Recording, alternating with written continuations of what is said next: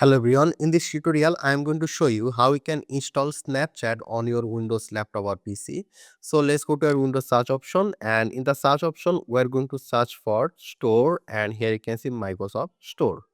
So we need to click here and it will open the Microsoft Store, and here we are going to search for Snapchat, and here you can see Snapchat. So I'm going to click here, and here you can see we have the get option here. So we need to click on get, and then you can see getting ready.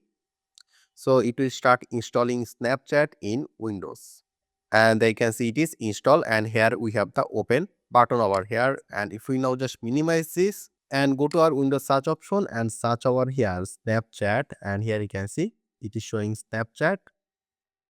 So I'm going to click on this and it will open Snapchat. There you can see. So right now what we need to do is that we just need to log in and we'll be able to see the Snapchat interface.